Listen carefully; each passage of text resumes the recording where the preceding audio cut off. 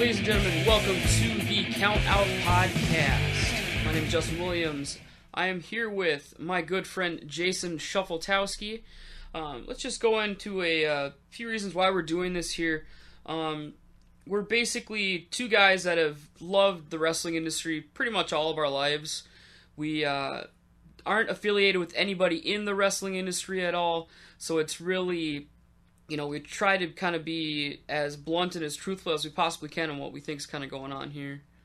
Yeah, and one of the reasons for starting this is Justin and I started working together here a couple years ago, and after spending some time together and just talking, we both found out that we were really big fans of wrestling. Justin being in his mid-20s and myself in my early 30s. So we're kind of fans of the, I guess you could say, end of Hulkamania 80s run, early 90s WCW, Monday Night War, WWE kind of thing, the Attitude Era, and kind of in that time frame. No, I mean, I don't know, I kind of dropped off in the mid-2000s after that point, but I picked it back up again finally after a while, after, kind of talking about it with you, Jason, all the time. And it's, been good to kind of get a refresher back into everything for what we're doing, And I think, too, kind of one of the catalysts for doing this podcast is kind of the advent of the WWE Network. I know I've been able to relive a lot of my early childhood and teenage years just by, they have all the Clash of the Champions on there, all the pay-per-views on there for all the big three organizations. So it's been kind of nice to kind of go back and just basically have access to, I guess what you could say is the history of wrestling. Yeah, and I mean, I never really saw half that stuff from like the early 90s WCW. I mean, I was born in 88, so by the time that, WCW was amazing from about like 88 to 94 about, even on till when NWO formed in 96. But I never really watched it too much until about, I want to say late 96, 97. Yeah, and, I was really heavy into watching WCW during the NWO run. I think, in my opinion, the time frame from 96 to probably 2000 is probably the quote-unquote golden age of wrestling. I don't think wrestling really has been that popular before, or will probably be that popular ever again. So yeah, why don't we go ahead, Justin? Why don't we go in and start with our first little topic here this evening. We had a chance to watch the WWE Payback pay-per-view this Sunday. What are your thoughts overall, Justin, of kind of what you've seen? I thought it was pretty good. It could have been a lot better, but for just the card that they had, and they didn't have a title match at all, which, surprisingly, with the amount of matches that they had on there, it was still top quality for what they're putting out. We could start out with the top. I know that you were not a fan of the El Torito Hornswoggle match. No, that was, yeah. I have to say that I quite enjoyed it. Just from a pure comical standpoint, and any time that we get to see 3MB kind of pop up in the middle of nowhere is great. And having 3MB in a storyline in today's day and age is quite amazing. On a side note, the whole thing about El Torito losing his tail was also quite funny to me, and then the portion where he loses his mask and his mask is underneath is pretty much classic luchador right there. Well, I wasn't, like I said, wasn't a fan of it, but it was something that kind of got the crowd ready, I guess, and kind of heated up for the pay-per-view, so I guess it served its purpose, so. Nothing better than watching a man get his head shaved either. No, and like you said too, no world title match. I can't really remember a time here recently where there's been a world champion that hasn't wrestled on the card.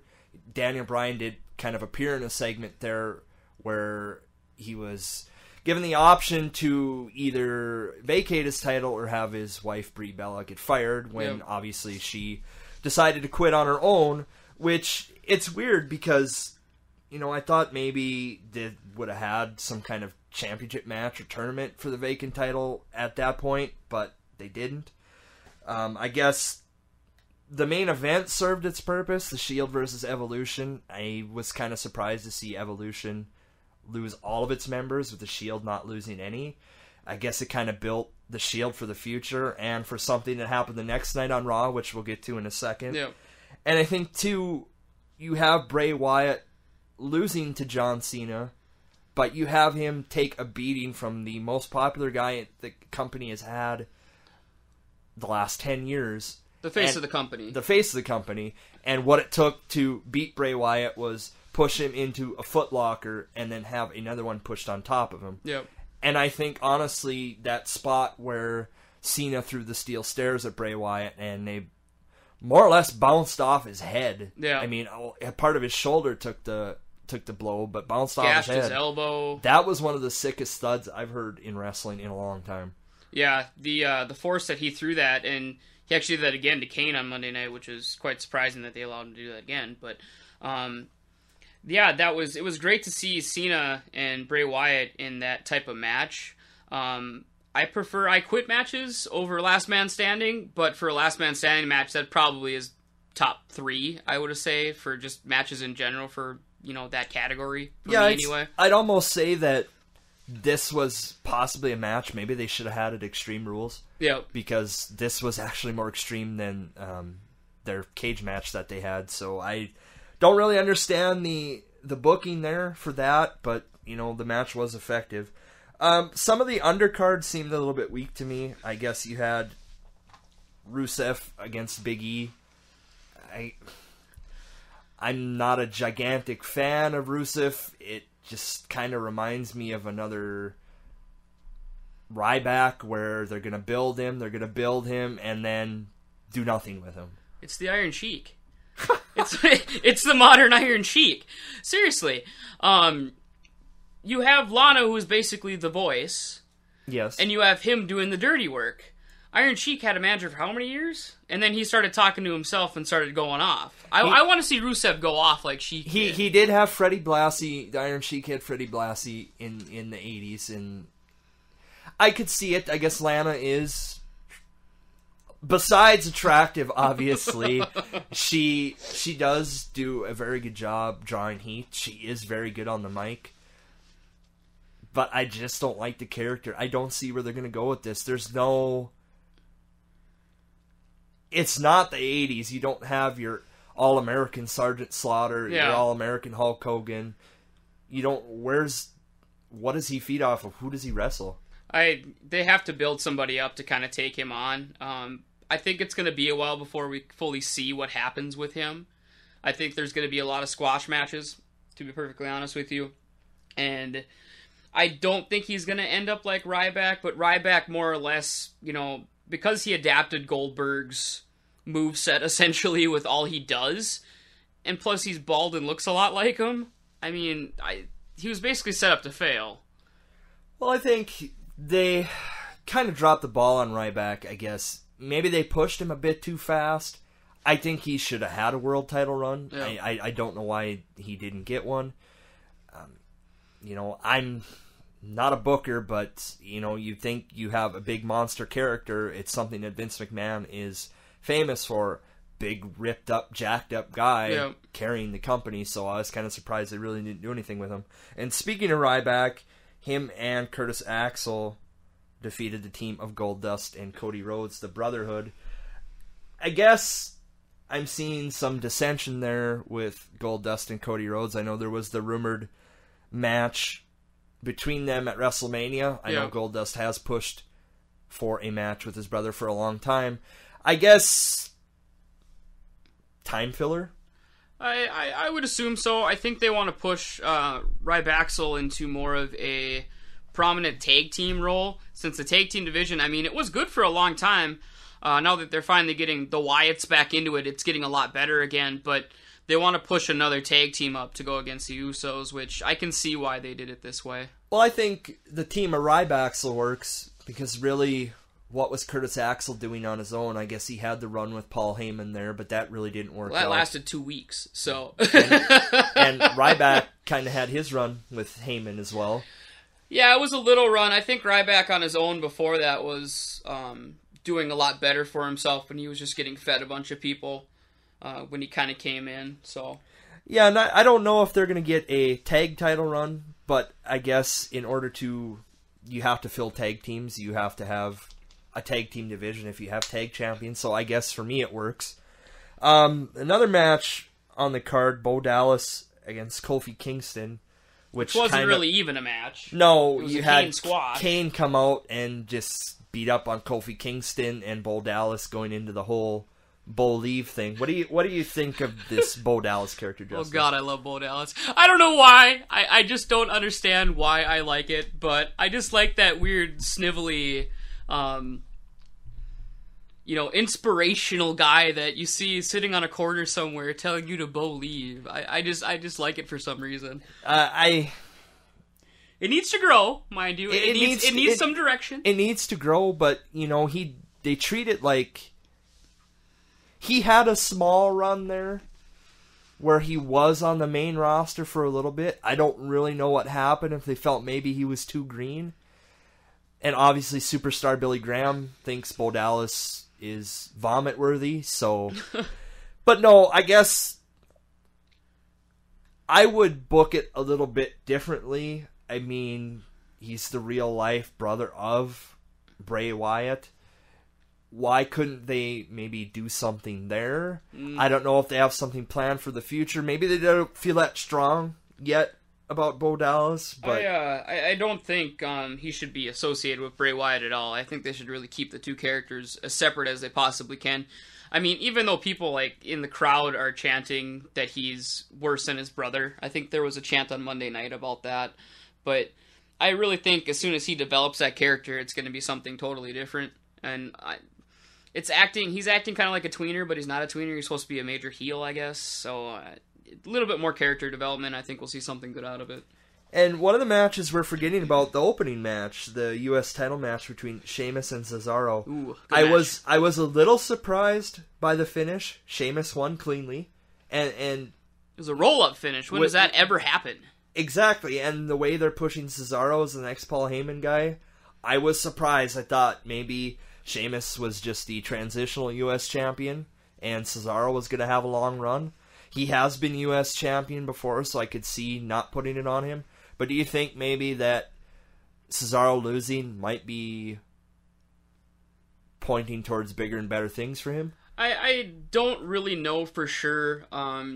Just kind of... I mean, we've been hearing things, just rumors in general about him possibly winning Money in the Bank. But that could have been pushed off a little bit for some reason. He walked out on, Raw with his tag team partner, Bad News Barrett. That's another thing we'll talk about in a few minutes here. But Cesaro, I love Cesaro a lot, actually. I think he should be champion within a year or two at least. But I hope he gets that Money in the Bank shot. And I would say that he would be the odds-on favorite right now to win Money in the Bank. Granted, he's not even officially in the match yet. The only official competitor in the match right now is Alberto Del Rio, so we'll see. I'm going to go on a limb and say, yes, Cesaro will be in. Cesaro will win. It may be a while before he cashes in. I think they could still build him more. And they're trying to build him as a heel, but honestly, I think the more and more he wrestles, the more and more promos he cuts with Paul Heyman, I honestly think that he's becoming face. Yeah, Paul Heyman needs to push him more than he's pushing Brock Lesnar. I understand Brock Lesnar beat the streak. We all get that, but Heyman really needs to try to pimp out his man a little bit more, essentially. He's just not doing that. I mean, if you listen to his stuff on Raw, he's not doing anything for him. And not to get too off topic here, but we're talking when we talk about the streak. Do you think that should have been for Cesaro, or do you think he was not ready for that yet? No. If anybody's going to beat the streak, it has to be someone like Brock Lesnar. I would have preferred to have it beat by Shawn Michaels way back, but that's me. If we're going to get into the streak topic, I guess. What about you? Do you think he could have did it if they built it up this year or next year maybe? What I don't understand is, and like I said, not to get too off topic here, and now I'll just briefly touch on this. We can do this for another episode. Mm-hmm. You have Lesnar beat Undertaker. Yep.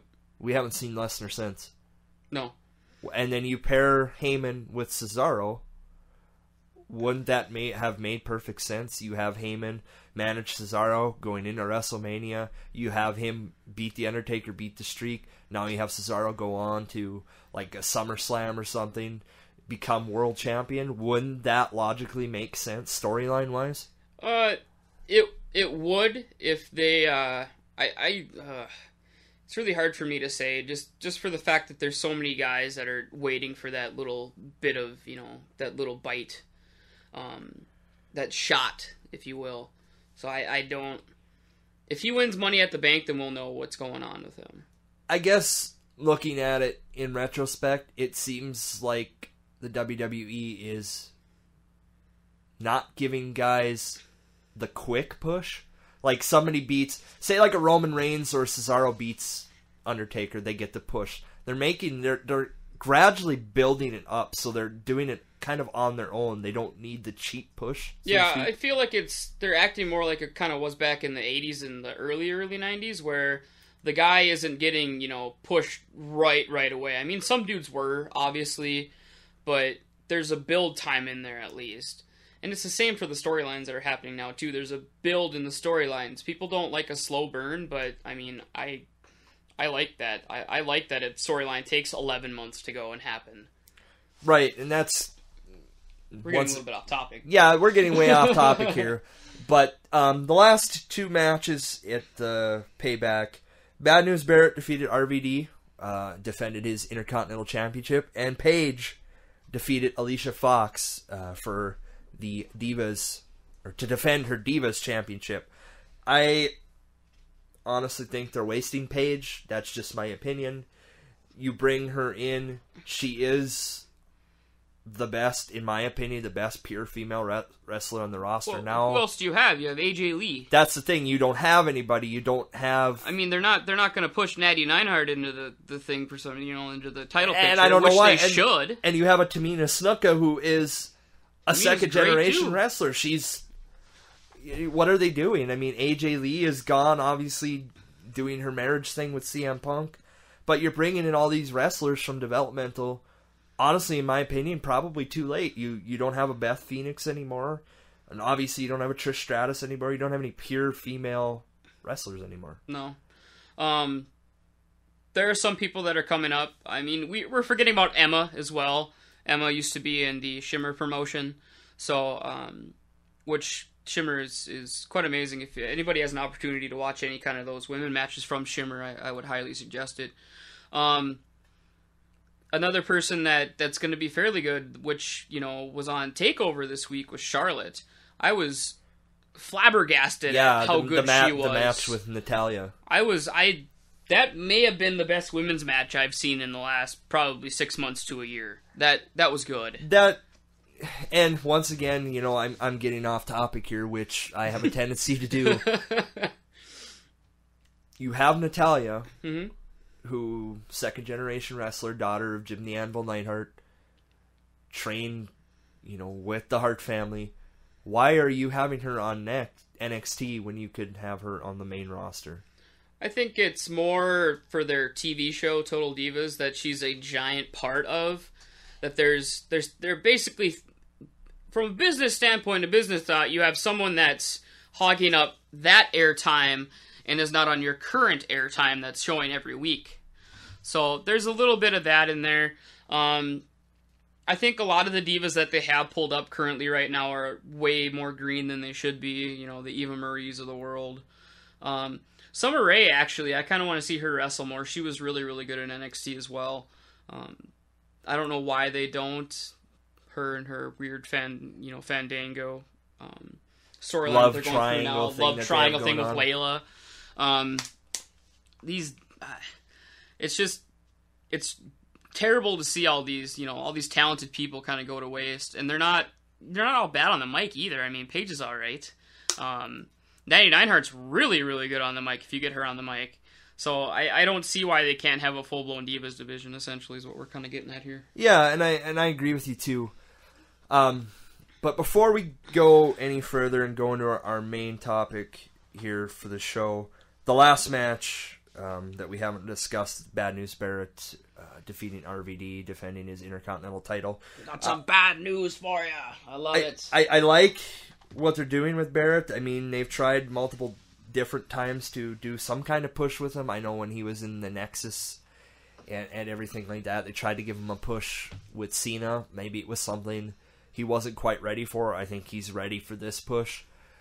I guess, once again, probably another time filler. We know RVD is just a part-timer. He's going to work 2-3 pay-per-views. He's going to take 2-3 off. And well, he's just putting Barrett over is essentially all he's doing. Which I love, because you want somebody that has notoriety like a Chris Jericho and an RVD to help these young guys out and get them over in the business. I mean, we look at a guy like Barrett who was, going for a world title at one point, and then, what did he break his knee, I want to say? Or was it his elbow or something went out? Yeah, he did have the injury bug. A sideliner for like, what, 6 months to a year, was it? Yeah. And then I remember one time they tried to repackage him as kind of a Street Fighter, Streets of London. They wanted him to be William Regal, essentially, the brawler from, Blackpool, England kind of thing, which... Barrett is a brawler. He is he's a guy that is going to take it to you, pretty much, but he's not William Regal. You can't... No, he's not a William Regal, and he's not a Fit Finlay. But one thing I noticed during this match, RVD seems slow towards the end of his career. Slow. I mean, he's not taking the risks like he did before. He did kind of hit a spinning heel kick that connected on the bridge of the nose with Barrett, and I had read online that Barrett was kind of bruised up, had the black eye the next day. I mean, I loved RVD and ECW. I remember telling you when we had the thrusts, when he was doing the shoulder thrust into the corner. Normally he does the flip back and then he does the third thrust. Well, he didn't do that. And that to me tells me that he's not willing to do, all that stuff that he used to do, or he can't do that anymore. And I think he serves his purpose. He's middle of the card. Beat a Dolph Ziggler, beat a Zack Ryder on Raw, get a small little feud going with somebody for a pay-per-view. I guess that serves its purpose. I don't think he's actively striving for a title. Let's put it that way. Like, I don't know if it's really in his contract. Honestly, to me, knowing RVD, and I'm going to say this because I really don't care, he's probably just in it for the weed money. So you're saying he's making the payday up on Vince. Yeah, the payday up on Vince just for the weed money so he can eventually retire in Colorado or Washington at some point. So, that's, good for him, I guess. Getting that money, getting that paper. Yeah, and I don't think he ever left the E on bad terms. I mean, he had his run. He was world champion and ECW champion at the same time. He lost that because of the weed, but ecstasy too, if I remember correctly. Yeah, he serves his purpose, I guess. Just kind of mid card, feed the stars fodder. So let's go ahead, Justin, then. That kind of wraps up our recap of Payback. Now let's kind of go to the follow to Payback to Raw. Yeah. When, I had a chance, I watched all 3 hours of Raw, which is the first time I've actually religiously watched all 3 hours of Raw in a while. I honestly thought it was one of the weaker Raws in a while, but two things really stand out to me. Number one, just say it. Just say it. Well, I'm gonna save my big one for later, but oh, come on. The number one thing is Daniel Bryan. There seems to be some possibility that he's more seriously hurt than expected. Yeah, did they? I don't know if they put a time frame out, but it sounds like he is gonna need a while, like probably 6 months. And I haven't heard anything official either, but it sounds like what the plan is going to be. He's either going to defend the title at Money in the Bank, or the title will be vacated and will be put up in the Money in the Bank match itself. Let's talk about that quick, because honestly, it sounds like Kane versus Daniel Bryan for a stretcher match, which who honestly likes a stretcher match? I don't really care for that way too much. I would way prefer having a wild card kind of match with the Money in the Bank, with the title hanging up there. I don't really think that we've had a, world title ladder match in an extremely long time. Well, no, but what I think they need to do, they need to crap or get off the pot, to be honest with you. Either strip Daniel Bryan of the title, Yep, or have him wrestle. You have an opportunity. Network subscribers are still low. Interest in the product, there's some interest there, but it isn't, what it has been. You could be building this Money in the Bank match as a huge match for the vacant world title. I kind of think they're dropping the ball on this. I mean, I get it.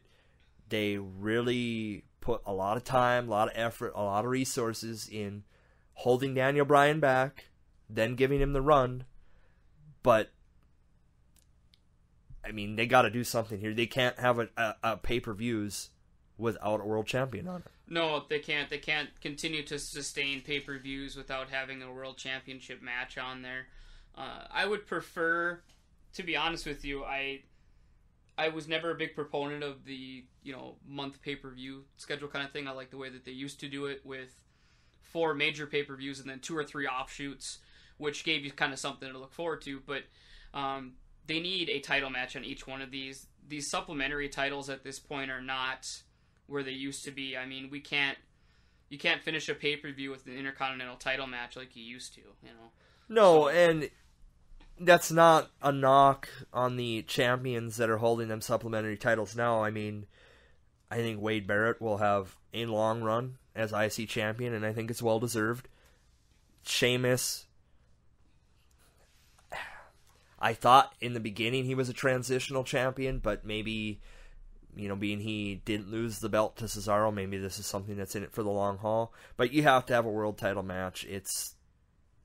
It's the formula that has worked since the beginning of time for wrestling. Pretty much. You have your world champion, a world championship match closes a pay-per-view. You can't have a storyline.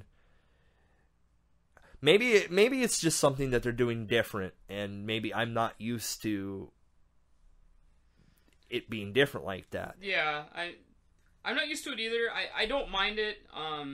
Honestly, if the other titles mattered and they could end the show with that, like you used to be able to do, I would be perfectly happy with not having a world title match on there. It's one of those things. I agree.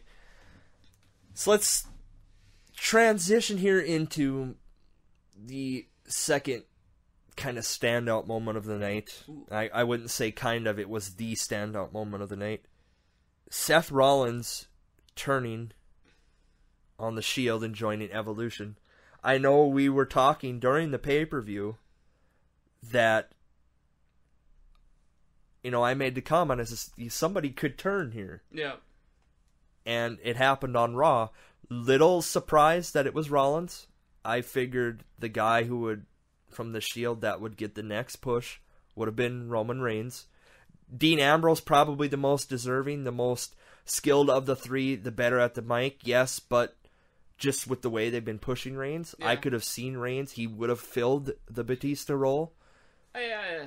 Ambrose is the guy that, to me, strikes the whole dissension kind of thing right away. He's a loose cannon. He doesn't, he's, like I've said to you before, he's Rowdy Piper of this generation. Just the way that he acts and everything. I don't know if he is Rowdy Piper. He thinks he is Rowdy Piper, but he just has that thing where he's going to go bananas on you, and he's unpredictable, which would make me think that he'd be the first person to leave, which means that we all got kind of swerved when Seth Rollins, took that chair and hit Roman Reigns in the back. And I was doing some reading online here just the past couple of days, and they said that this was something that had been planned for about a month. Shocked? Yeah, definitely. I didn't see it coming.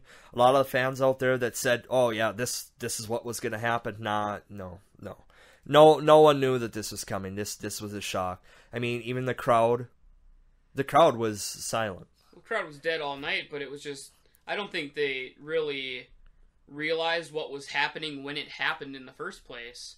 So, I think it's a good move. I honestly really do. Seth Rollins, like I was telling you during the pay-per-view, reminded me of HBK a lot. And reminded me of that Jeff Hardy type. Well, but it's a Jeff Hardy that can use the mic, I guess. Yeah, and I think really this is the push now for Rollins. The ball is in his court. He needs to take it and run with it. He's with Triple H, who obviously has one of the great, if not, I'll go off on a limb here and say it, greatest minds in the history of the business. So I'm curious what they're going to do with him. Does this propel him into a world title run? Does this hurt him by going from one faction to another? Who's joining the Shield? That's what I want to know. Do you think that the Shield finally calls it quits now? What's the point of having Evolution when there's no one to fight you? Are they going to fight the Wyatts?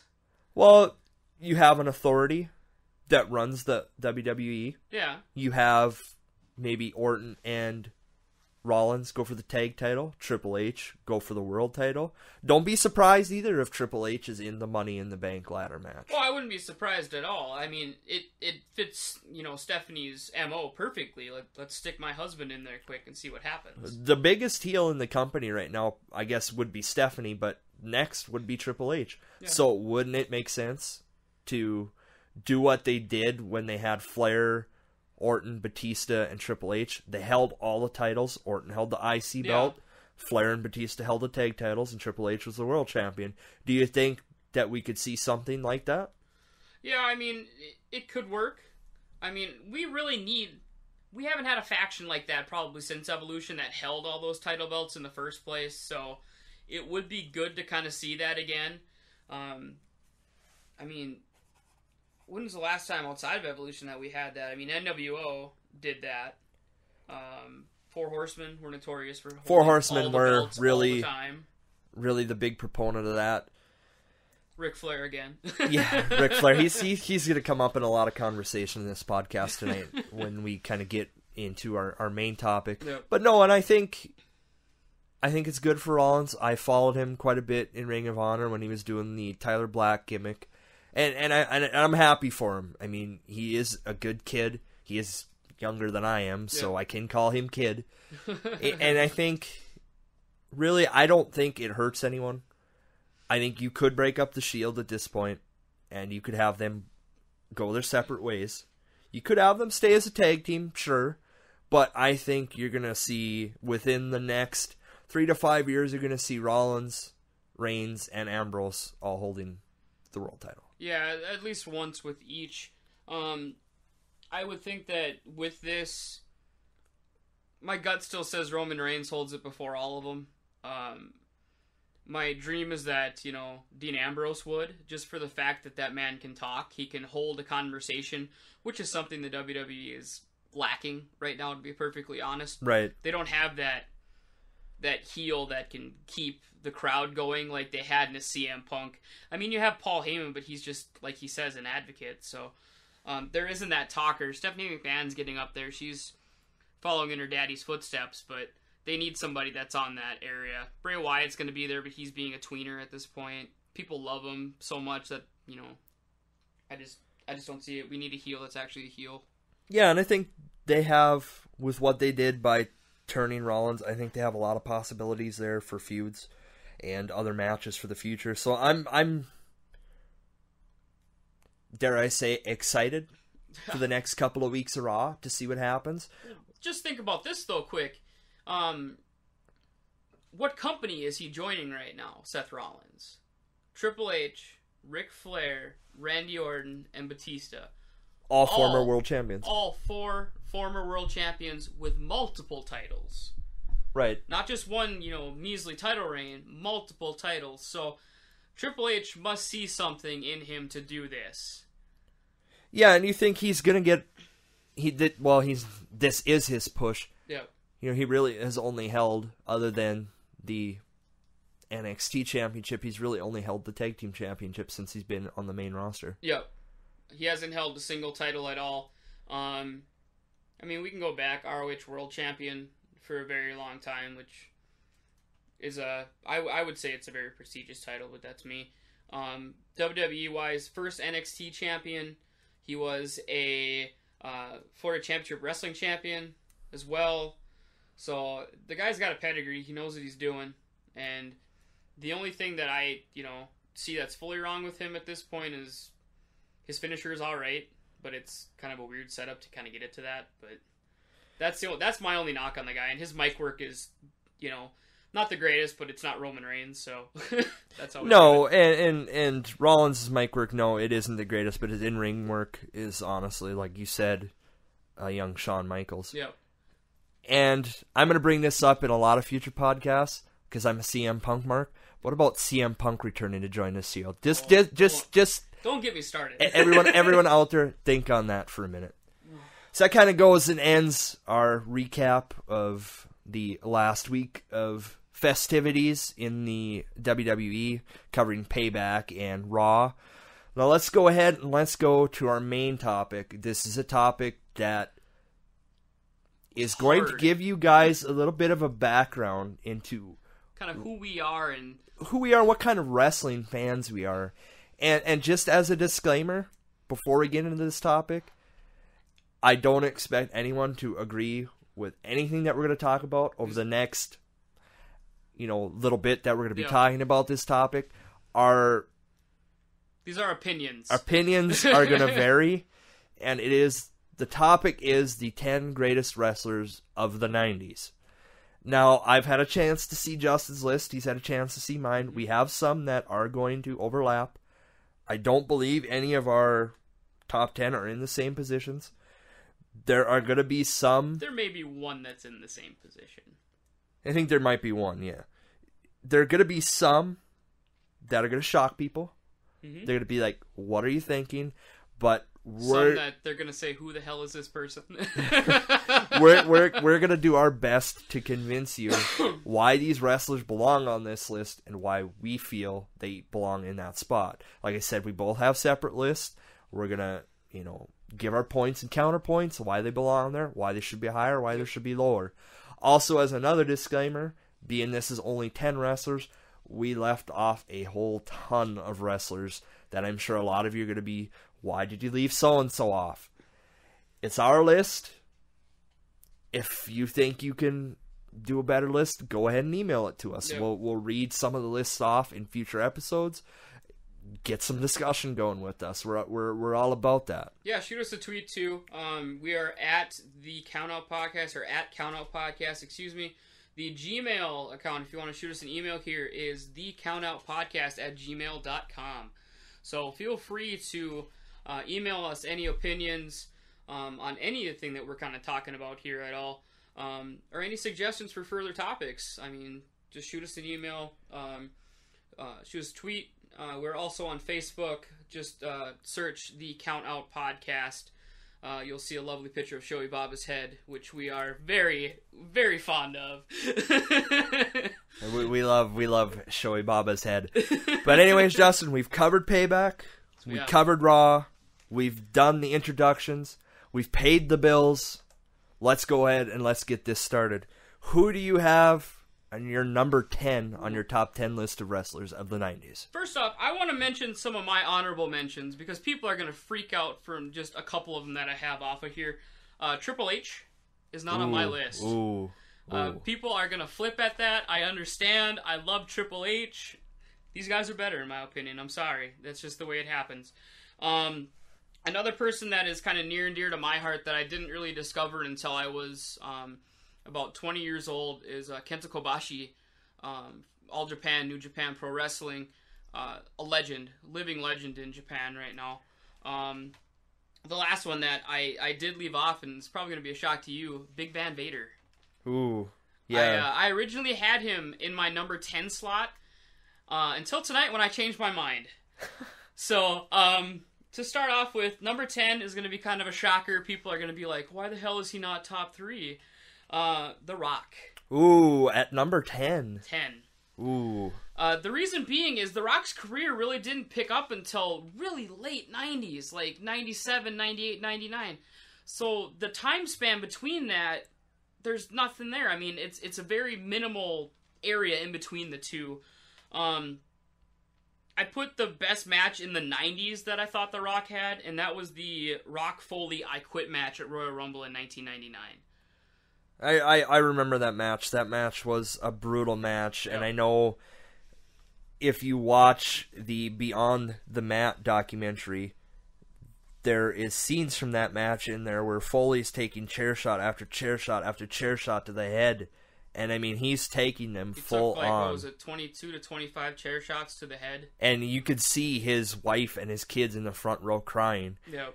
I mean, that match was some brutal stuff. Some of the best work that The Rock had in the 90s anyway.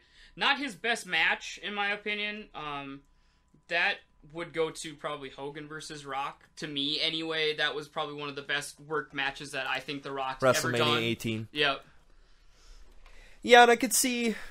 I see your point where you would have Rock lower on the list if we were going best wrestlers of all time. Well, pure entertainer of all time would be The Rock, for right. sure. I mean, when he started out with the pineapple haircut. Oh, yeah. Goofy looking.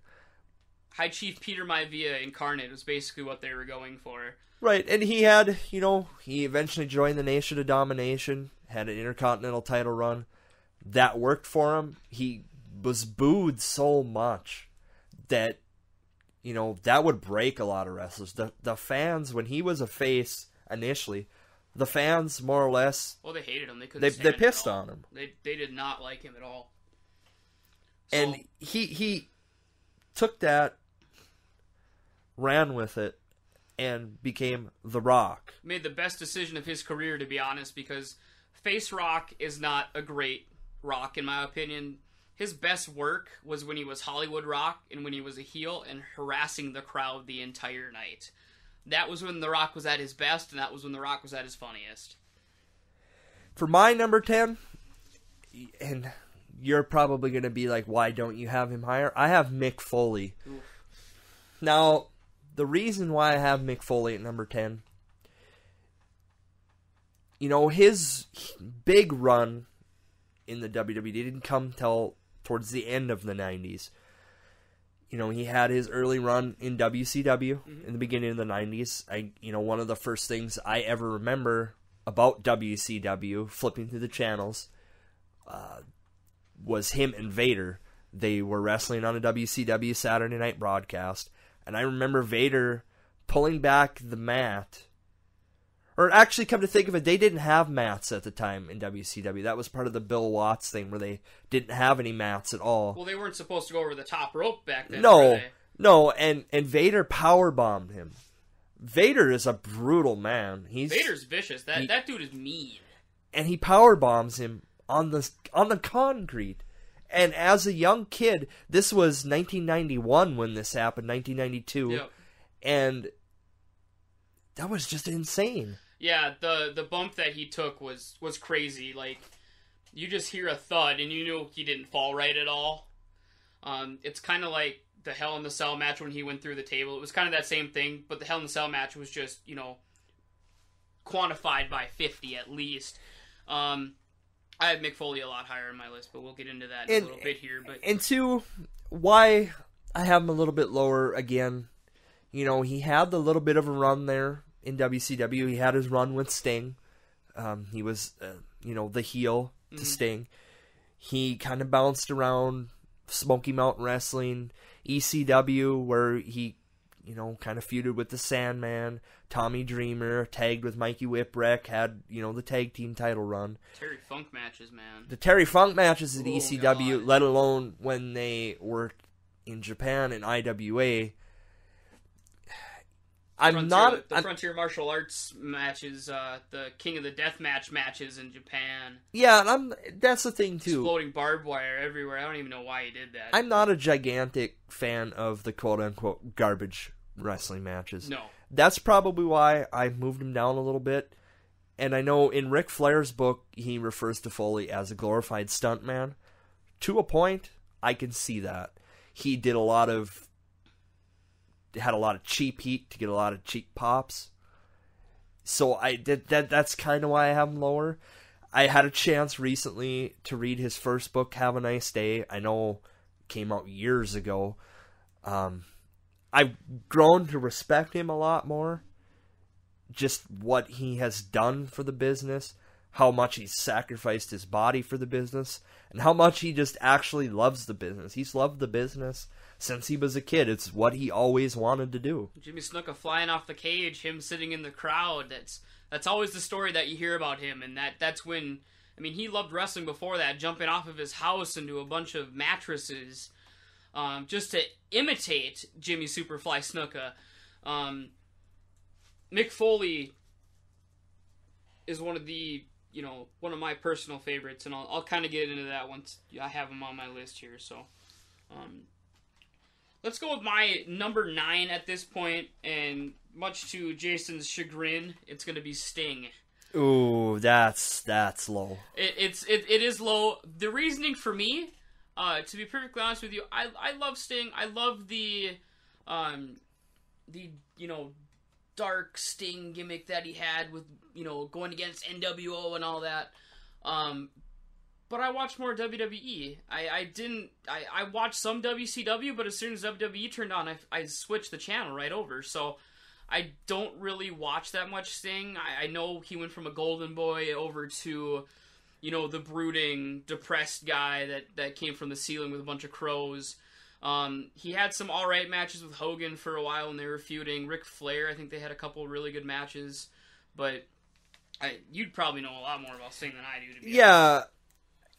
I was a huge fan of that early 90s, mid-90s WCW, the pre-Hogan WCW. Oh, that War Games match was really great. With Sting's group against, what was it, the Horsemen at that point? Yeah, and that was a really great match. I'll get into reasons later. Sting will obviously pop up again. A lot higher in my list, actually. A little spoiler here for you. But I'll get into my reasons why, I would rate him higher. But I just look at it like this. You had Hogan in the WWF. He carried that company. Yep. You had Flair, who carried NWA into the WCW. Flair jumped ship to the WWF. You have Sting, who was the constant in WCW. From the time WCW, they broke away from the NWA, yep, to the time it closed its doors. Sting, like they always said, the franchise. Yep. It was Sting. That's why I feel that rating should have been higher. Yeah, I agree. I agree about your ratings at where you have him. But to me, I didn't watch the guy enough to warrant putting him higher than where he's at, and I will freely admit that that's not a knock on him. To be honest with you, some of those, Sting promos where he's just sitting, dark and it's only a spotlight on him, some of the best things I've ever seen. The Crow character that he had is just absolutely brilliant.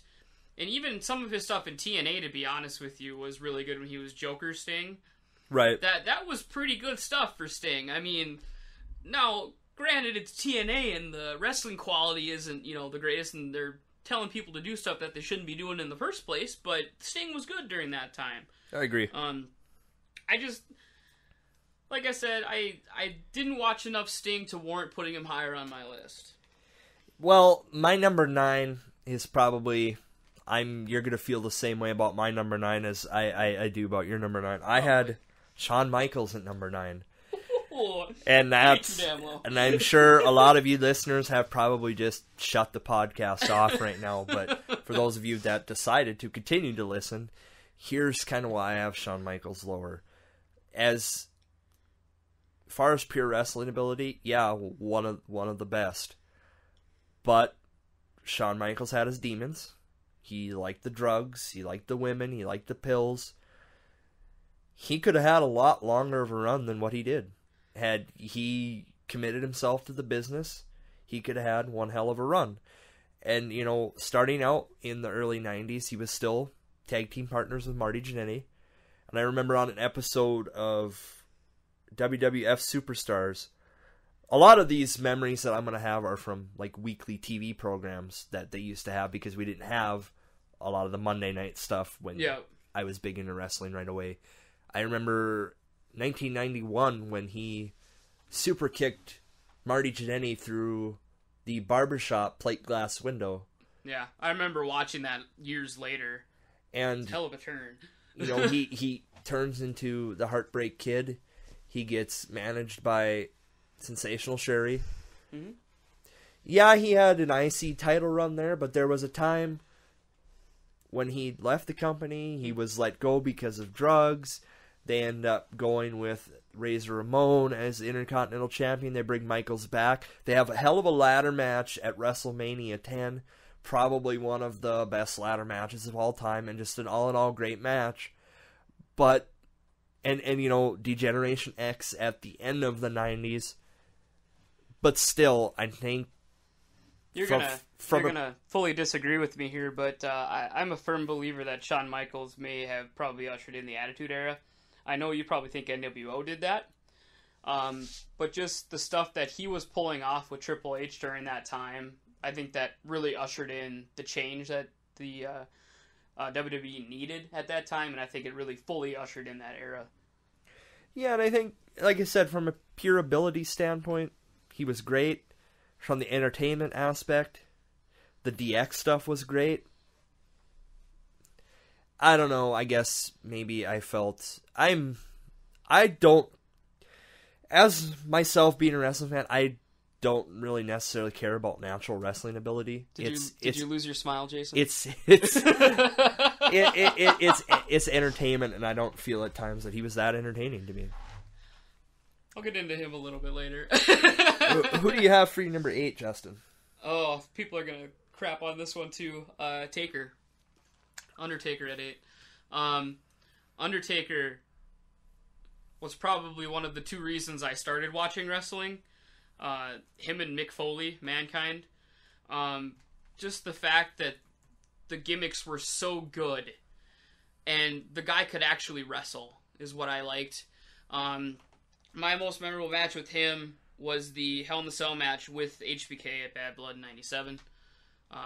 Phenomenal match, 5-star match, all the way around. Personally, I mean, I just kind of stuck with matches in the 90s. Taker's best match to me was, again, with HBK, but that was at WrestleMania 25, which I just watched last night and got goosebumps for like the 5th or 6th time that I've seen it. So, probably, honestly, the best match I've ever watched is that match. So, and I have Taker a little bit higher, but I think 8 is a fair position. When we talk about constants, you go back to where I made the comment about Sting being the constant in WCW. During the Monday Night Wars, you had people jump ship, you had people quit, lose their smile, get screwed. Undertaker was there the whole time. He was the guy. Granted, yes, Steve Austin, The Rock, Mick Foley probably got a bigger push, but day in, day out, the constant was The Undertaker. Yeah, and I mean, Taker stayed in there from his, debut. What was that, 92, I want to think? 93? 91 Survivor Series. Oh, 91, see? That's why I have you around here, Jason. You're way smarter than I am. But yeah, 91 Survivor Series when he came in with, Percy Pringle showing up. Yeah, I mean, since that day on, it was just he's constant. Yeah, and, you hear a lot of people and you read a lot of articles and books that other wrestlers have wrote. They really considered Undertaker as the leader of the locker room during that time frame. So, like I said, when you go to Constant, it was Undertaker in the WWF. Yeah, just the man in general. I mean, great all-around guy, too. I've never had a chance to meet him. I've just heard a lot of, the good things about him. Basically, everyone says that he's a locker room general, like you alluded to earlier. Keeping everybody in line is always a good thing to have. And you tell me that you keep me around for the dates. I do. It was actually the 1990 Survivor Series, not 91. So he's been around for almost. He's been around for a while. For my number 8, this one is also going to be one where you guys are probably going to turn this podcast off. I have Bret Hart. The reason why I have Hart so low, yes, he was kind of one of those guys up until, Survivor Series Screwjob was kind of the constant for the WWF as well. You people might not agree with me on this. I feel the only reason he got a world championship push was the steroid scandal. Had that not happened, I don't think they would have went with him as world champion. At the time, he seemed like a guy that would just keep the Intercontinental title at all times. I am glad that he did decide to go ahead and get that title shot. Not a giant, I do understand where you're coming from with the whole Vince, getting into that trouble with the steroids, and then they needed a guy that was clean, that never did anything, to become the champion, become the face of the company, so they didn't have that image. I understand that, but Bret Hart's probably one of the best technicians in the ring. Yeah, and also one of the best heels, in my opinion, anyway. And I could agree with you on the standpoint he is one of the best technicians in the ring. I remember SummerSlam 91 where he had a match with Mr. Perfect Kurt Hennig for the Intercontinental title. That match, probably one of the better matches of the 90s. I mean, he had some great matches with Shawn Michaels. Well, up until that point, that Kurt Hennig match, that was probably the best match since Snuka and Ric Flair. Not Snuka, but Steamboat and Flair back, late 80s. Right, and like I said, as far as technician, he's a great wrestler. He had a hell of a match with British Bulldog at SummerSlam, which he lost the Intercontinental title to. He had his feuds with Diesel, Steve Austin. He had some great matches. His microphone skills sucked. He couldn't do an interview. He even admits in his book, when they were wearing the sunglasses of the Hart Foundation, part of the reason they started wearing them is because he couldn't look into the camera and do an interview. Yeah, I understand that. But, just to me, growing up as a kid, watching him become that guy, he was the John Cena of the time, handing out the sunglasses, and then all of a sudden he's trashing the U.S. and saying Canada's the best, and sure, his mic work wasn't the greatest, but I still think he made a great heel at the time, even though he didn't want to be a heel, period. But and I agree he made a good heel as well, but, part of the reason I'd also have him a little lower is his WCW run really was the shits. He got his neck broke. Granted, a lot of it was the way they brought him in, but he didn't fit any of the style with any of the wrestlers in WCW. No. And I think at that time, and if you watch, Wrestling Shadows and all that stuff, and kind of read some of his books, you'll hear that at that time, WCW is offering X amount, and Vince can't pay it, and he has guaranteed to think money. Of his family. Right. So what are you going to do at that point? You're going to go with your family every single time. Yeah, and that was around the time frame where WCW was just putting the boots to Vince McMahon. It was shortly after Bret Hart had signed that huge 20-year deal, and shortly after, Vince asks him to get out of it, go negotiate with Bischoff. I get why he went, but, I just think his whole time in WCW more or less tarnished, to a degree, his career. Yeah, it did really tarnish his career. He didn't go anywhere, didn't really do anything. The only thing that people really remember is him getting kicked in the face by Goldberg. And that's pretty much all I can really remember from Bret Hart and WCW. Who do you have at your number 7, Justin? My number 7 is going to be a guy that no one really is going to know unless you follow Japanese wrestling. He probably is the best Japanese wrestler of all time, in my opinion. Some people are going to argue with that, obviously. Mitsuharu Misawa. During the 90s, it was a giant boom period in Japan, and this was the guy at the epicenter of that. And the man put on more, match of the year, 5-star matches than any other person in history. And we're not going off of language or anything at this point. It's just the work in the ring. The best match that I had from him was against another one of my honorable mentions that I mentioned, Kenta Kobashi, on Halloween in '98. Epic match, false finishes galore, true Japanese style. Pretty much the innovator of most of the modern Puroresu or Japanese wrestling that you're going to find today. And even Wade Barrett is using a finisher that he uses, for Christ's sake. The bullhammer is essentially a Misawa elbow to the head. Perfect wrestler, perfect individual. Yeah, and I'm not admittedly overly familiar with Japanese wrestling, so I really can't counterpoint or point on that one. But yeah, from you've actually introduced me to some of that Japanese wrestling, and yeah, I could see where you would have that, where you'd have him in your top 10 list, definitely. Yeah, essentially he's the Godfather. Him and Inoki and Baba and all those guys, they're the godfathers of Japanese wrestling. And even over here, if you get a chance to watch like the Great Muta back in WCW, some of his work is just fantastic as well. So if anybody has an opportunity to watch some of the stuff, do it. I wholeheartedly agree. Go ahead and do it. Definitely. My number 7, and I think this number 7 isn't too shocking, but I have the Macho Man Randy Savage. Yep.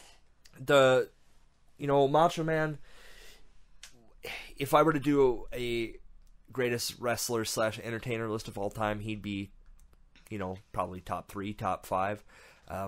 He had a lot of great matches early 90s in the WWF. He had that retirement match with Ultimate Warrior at WrestleMania 7, which in my opinion was one of the best Warrior matches of all time, probably second to the WrestleMania 6 match with Hogan. Savage could, really carry anybody. Yeah, Savage could work a guy really, really good. Didn't really have to even be that good, and Savage could carry somebody. No, and then the reason why I probably have him lower than what most would put him, he did have that period of time where he was, quote unquote, retired, and, he did a lot of color commentating for Raw when Raw first started. Yep. So there's years there where Savage really wasn't an active wrestler. So that's probably why I'd bring him a little bit lower. But he did have some great matches, like I said, the Warrior match. He had a match with Flair, which he won the WWF World title at WrestleMania 8. That whole feud was one of the better feuds of the 90s. Flair photoshopping himself in Randy Savage's personal pictures of him and Elizabeth together, and, doing all that propaganda. That really was a feud that probably could have hit home to a lot of people, cheating, affair kind of thing. That was really, a personal feud for Savage. He had, the feud with Jake the Snake Roberts. Once again, referring to WWF superstars, I remember a time where Jake Roberts had that Cobra latched onto Randy Savage's arm, and you could see Savage's arm almost look like the size of a balloon. It swelled up so bad. So, Savage, had his run in WCW. He come in, in the mid-90s, teamed with Hogan, wrestled against the Dungeon of Doom. He picked up a couple of WCW world title wins. So I feel with the wrestlers that I have ahead of him, I think 7's a good spot for Randy Savage. Yeah, and I agree with you on your stance on that. I kept Randy Savage off my list. I love Randy Savage. I actually just ordered a Randy Savage t-shirt. But to me, Savage is like late 80s. That's the Randy Savage that I love. Early 90s, like you said. But I didn't really watch him until his, WCW days, and then by that point, he wasn't doing anything. I could see where you're coming from there. I could see, mid-80s to about, 1991, early 1992. That's the Randy Savage that a lot of people remember. So, yeah, I could see where you're coming from on that. What about for your number 6? I talked about him a little earlier. My number 6 is actually Bret Hart.